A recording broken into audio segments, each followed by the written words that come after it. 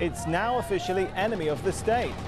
Israel gives Gaza a new designation as the US talks of peace conferences. This is Inside Story.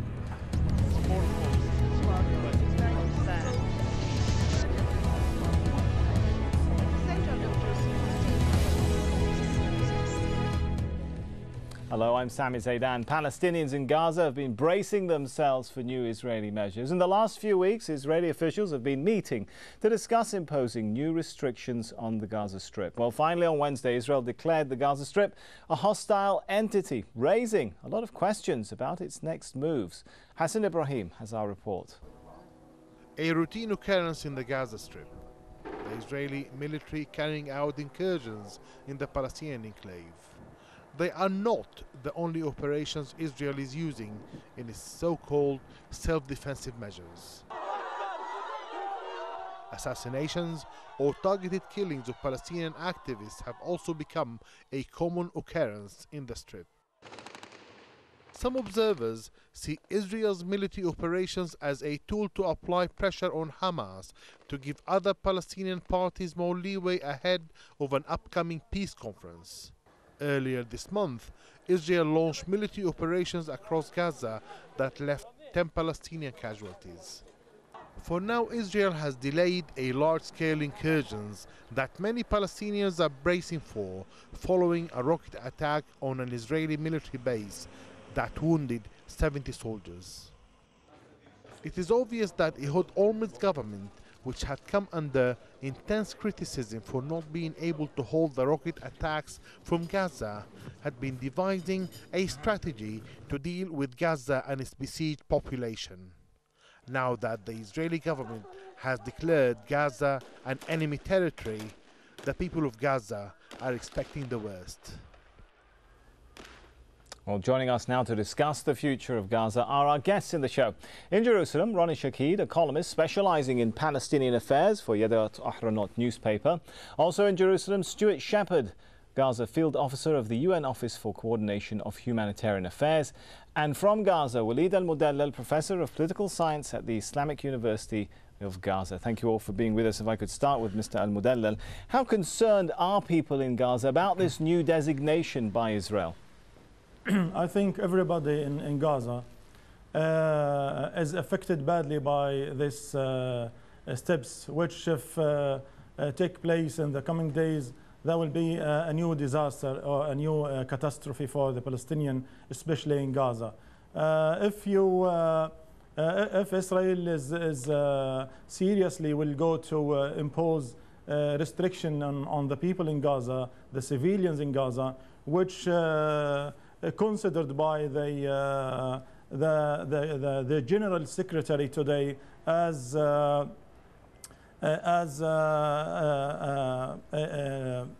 what's called the violation for the international resolution, will be escalating the situation in Gaza, and they will not give the outputs which desired by the Israelis or the Americans. Maybe they will give the opposite outputs. I mean that all the Palestinian, the small and old, will join the resistance, which will not please both of the administration in Tel Aviv and Washington. Right, that's an interesting point you raised. Let's go over to Ronnie Shakid in Jerusalem. Is this policy perhaps counterproductive, as Mr. Al-Mudallal is suggesting? And how far can Israel go, practically speaking, with this new designation? And what does it mean in practical terms? First of all, good evening from Jerusalem. I have to say something very important thing. Everything depends on the government of Gaza, the government of Hamas in Gaza. If they pretend themselves as the government, the government of Gaza, or they have all the power in Gaza and they can rule in Gaza, they can stop terrorism, they can stop the launch of rockets, they can stop the shelling of the mortar shells. And if they are going to do it, there's going to be no problem with the Israeli people. The problem of the Israeli people is just with security and just with terrorism that's coming from Gaza. And now, in order to understand what we are going to do, Israel said that if they are going to launch rockets on Israel, we are going to stop electricity. No, I don't think that Israel is going to stop all the electricity, but in order to sign or to tell the people in Gaza, you have to understand that your government has to stop the rockets, and if not, that's going to be the problem. And you have to understand 70%, if not more, of the electricity to Gaza is coming from Israel. Right. And what the Palestinians are doing, they are shelling and sending rockets to the power station near Gaza. Right. They are destroying the engine that give them electricity. So it doesn't mean that. And for us, during the last 4 months, 500 rockets fall on the Israeli territory. 400, and I'm talking about 400 mortar shells came into a territory in Israel. I don't think that there is one country in the world, one state in the world that can say, okay, let them do it. We'll take some of those points. Every country in the world would do something, not just Israel. If I could jump in, sorry to interrupt you. We'll take some of those points back to Mr. Walid al-Mudallal in a second. But before we do that, on the point that you were mentioning there, if we could go over to Stuart Shepard from the UN about the possibility of Israel cutting back, even if it's only some of the electricity and humanitarian supplies, how does that sit with international law? Is that legal? Good evening.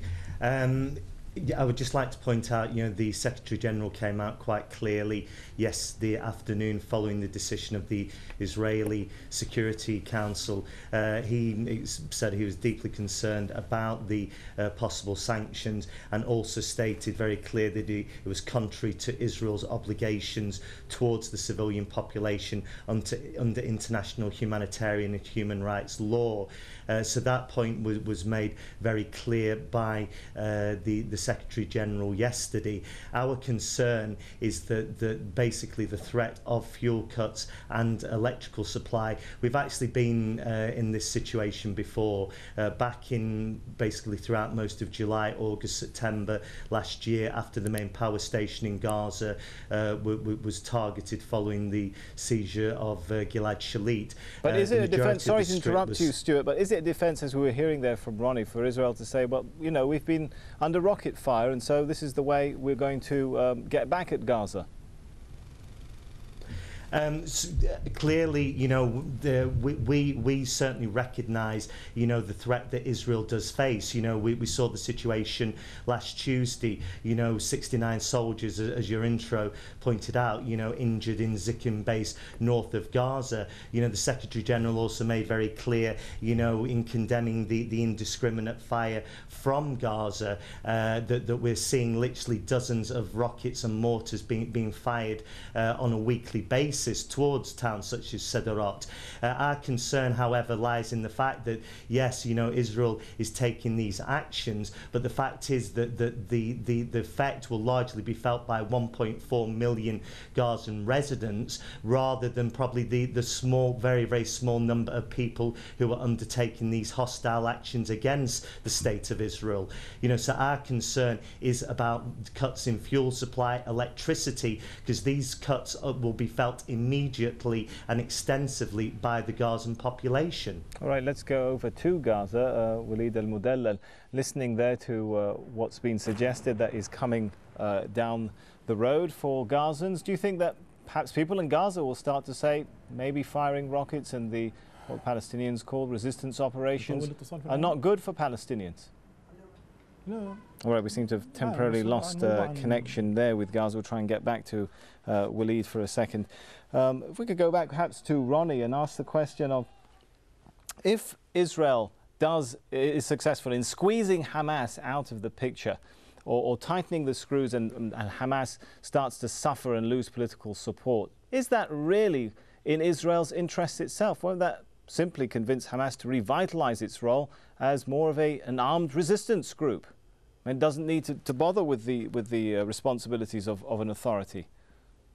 No, I'm going to say it again. First of all, and I want to emphasize this again, there is in Gaza a legitimate government, the government of Hamas. They are responsible to everything in Gaza, including to the people in Gaza. We are not taking measures against the people of Gaza because they are because we want them to suffer. We are making it in order to press on the government to stop the activity. Okay, but people, sorry to interrupt you, but people obviously... I know, but people without the obviously help would of the suffer government... I'm sorry, but people would suffer if there is no electricity of, in the Gaza Strip, so obviously... Okay, Okay, till now nobody cut the electricity, and if it's going to be cut, it's going to be after there's going to be some damage in Israel. That's for sure, and I don't think that that it's going to be against a law or something like this. You have to understand, Israel is not anymore in occupation in Gaza. Gaza is not under the occupation of Israel anymore, although we have obligation, although we have some kind of, let's say, responsibility for Gaza, and especially for the humanitarian life. Therefore, we have to assist them, we have to give them help, but of course, let's stop it.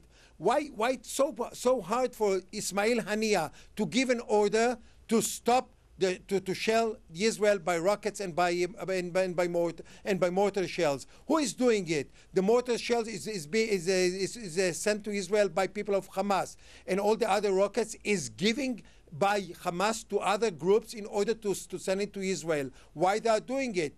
If they want that the people are going to suffer, if they want to now to collapse let's say the efforts of the American people and the Israeli and Abu Mazen to achieve some kind of agreement here, okay, that's their aim. So why we have to help them to achieve this their agenda? We have, first of all, as I said, if they're going to be a quiet border, especially not just by rockets, but also on the crossing on the border crossing. There is a lot of problem on the border crossing because Hamas is also shelling the border crossing, and people cannot come to cross from this place, and we cannot even send food through those crosses. Israel said today that every cross that's gonna be shelled by Hamas or by the Gaza people or by somebody from Gaza, that the government is responsible for it, that Israel is going to close it. Right. I think that there is a just decision here. All right, there's plenty more to talk about, but it is now time for a short break. When we come back, we'll ask where the political process and talk of conferences are leaving Gaza. Stay with us.